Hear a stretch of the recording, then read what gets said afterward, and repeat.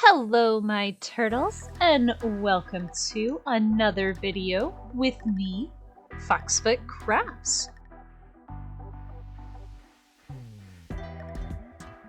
I hope that everyone has had a good 2024 wrap up and a 2025 welcome. This, I believe, is the first art piece of 2025, so very excited to be sharing this here with y'all. Now, this is a little bit of a delay. I started this, back sometime in 2024. An art buddy of mine and I decided to do an art trade with each other. We tend to trade art back and forth. I adore their artwork. They've got amazing characters and great character design, and just they themselves are a wonderful person, and just it's all around just it's always great. And decided that I was going to draw one of their OCs, and just 2024 did not slow down. I stayed busy for a majority of the final months. We had some weather problems and some family problems and some medical problems. We just had a lot going on. So I am glad to be back and glad to be returning to this piece. I did this digital sketch in 2024, and now that it's 2025, I am finishing it finally so I can send them this piece. They've been so patient with me. Like I said, we trade from time to time. They've shown me their parts of our trade that they have completed, and wonderful. I'm so excited to see them in person. So time to get my butt into gear and get to work on this artwork.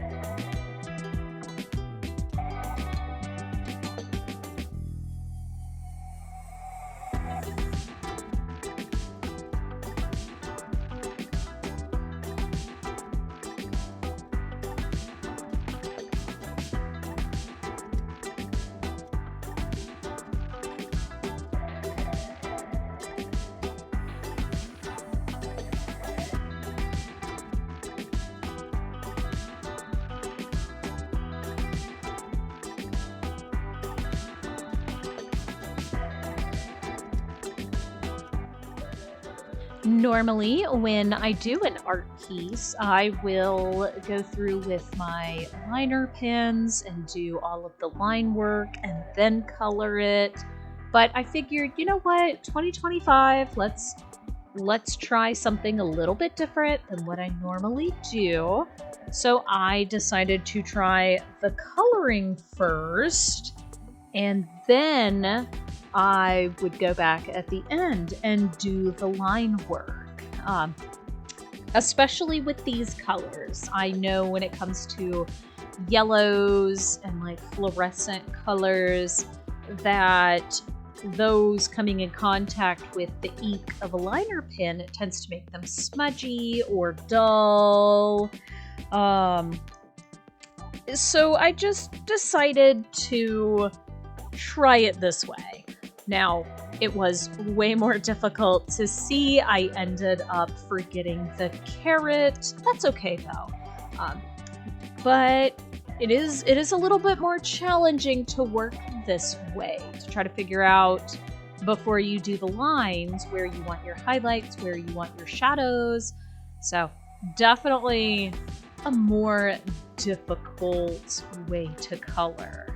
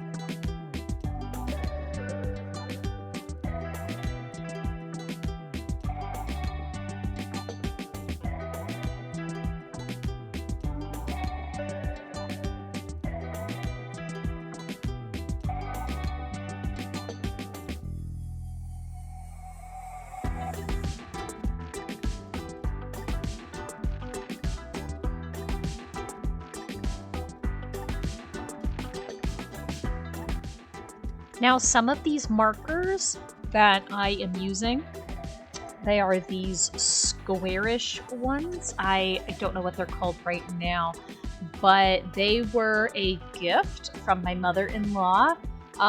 And I do like the colors that they have, especially this purple. I don't get this color purple with my Copics or my Dick markers. So kudos to this particular shade of purple.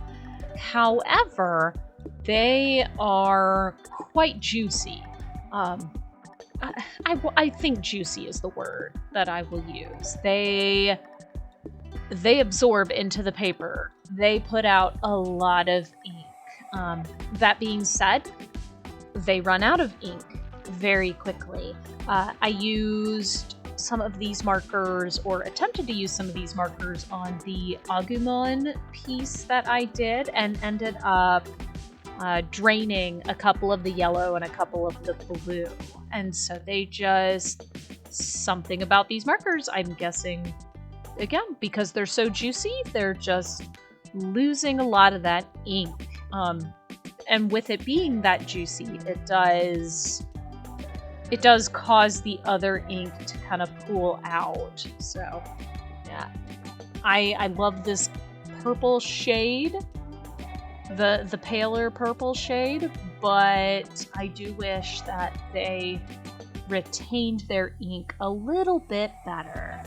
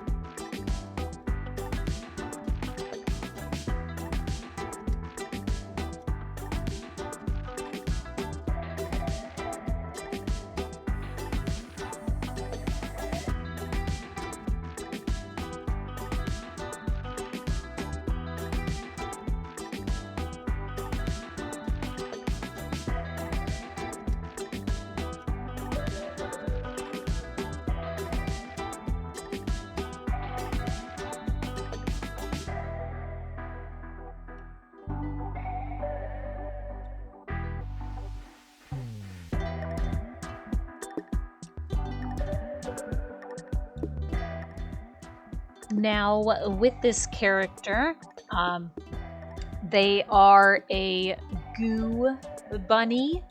At least that's how I'm going to describe them. They have like a clown form and a hollow eye form and a sticky gooey form, and I just really appreciate this artist's character creations. No joke. I will have to put their profile down in the comment section, or in the description, because they're just always the most top tier characters. They're so intricate. They've always got amazing color palettes. Like I can't stop gushing, funny enough, and pun I guess intended with this bunny being kind of a gusher's bunny. I can't stop gushing about them. Their characters are always just the coolest. Like every time they post on their Instagram, they're like, here's a new character that I made. It's always just the coolest character design that I've ever seen.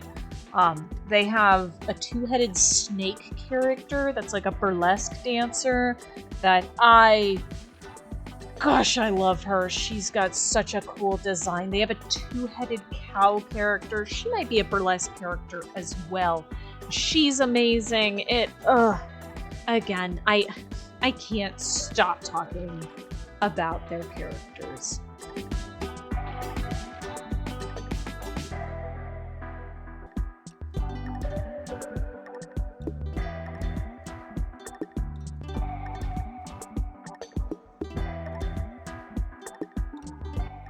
One of the things I really admire, besides just the really cool character designs, are the colors that they use. Like, their characters always have that real psychedelic, trippy, just like existential pop dread.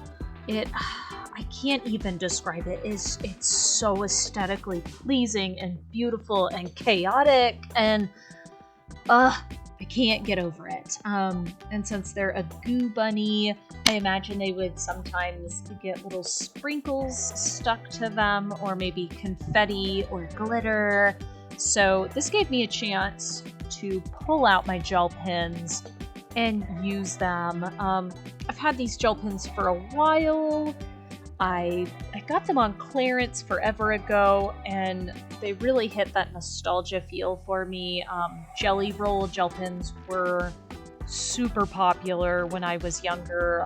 We used to use them to draw all over ourselves in school. We really liked the way the ink looked on our skin.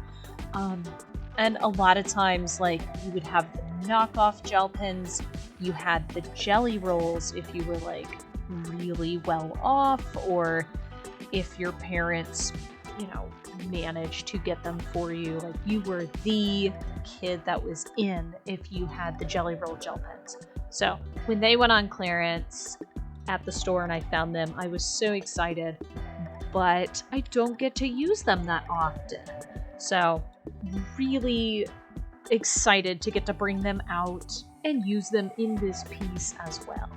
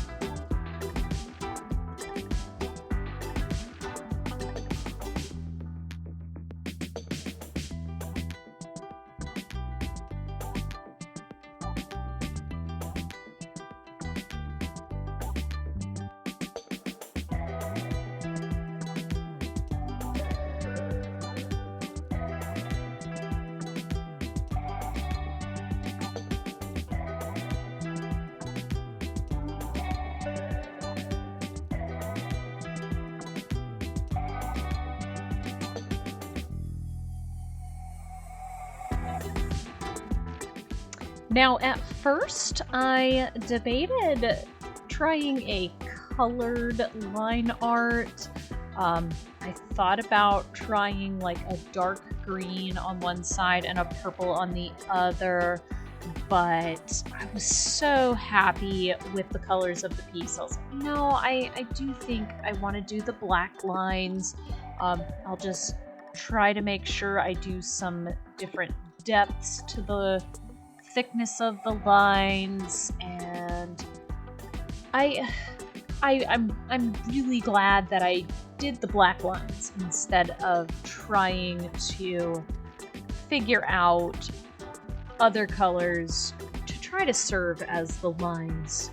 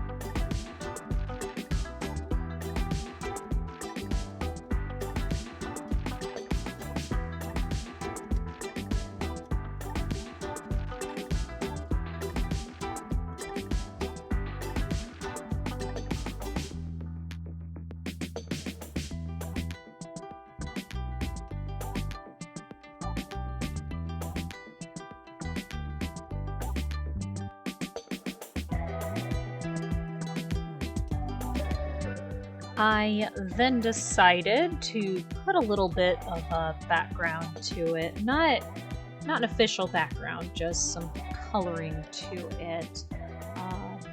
I tried leaving a white outline around it. I wasn't sure how I felt about that.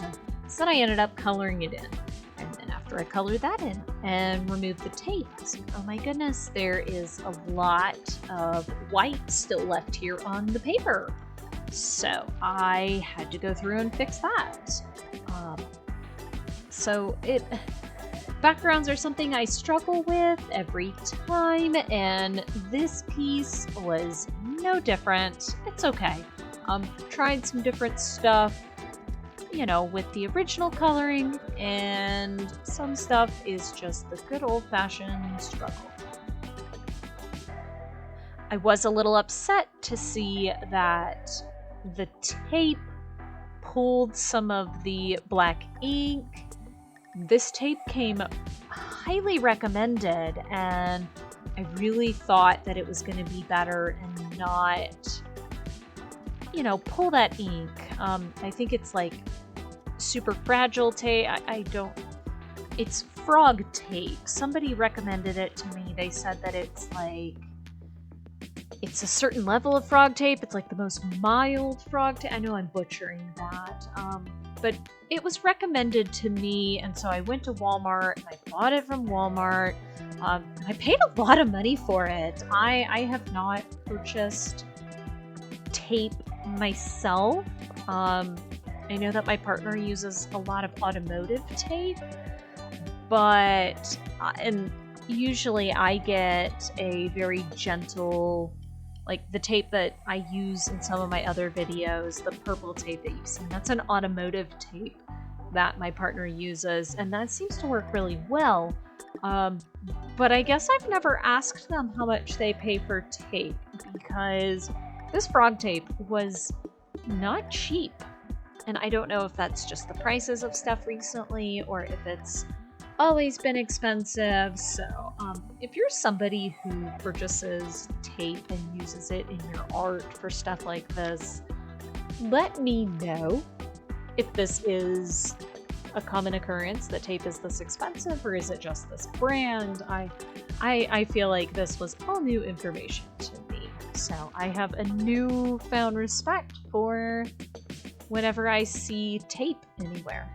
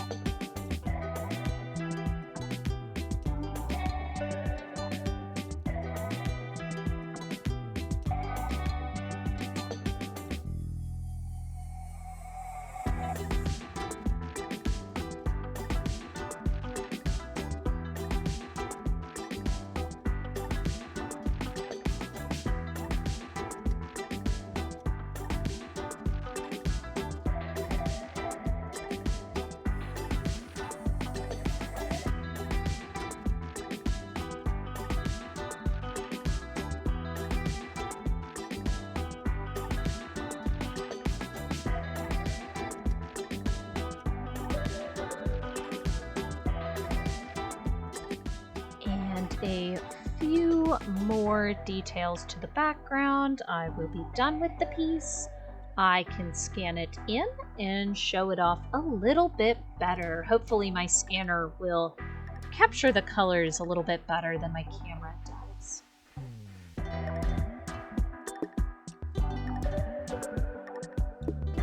Here we have the finished piece all scanned in. My scanner does make it look a little brighter than it actually is. I just can't win with the coloring. The scanner makes it look too bright. My camera makes it look too dull. Just trust me when I say that these are really bright, vibrant colors. They are lovely together. And I'm sure that my art trade partner is going to enjoy them. As always, thank you for tuning in and watching my video today. I hope you stay safe. I am FoxFitCrafts across all other social media platforms. Feel free to check me out over there, and I will see you next time. Bye!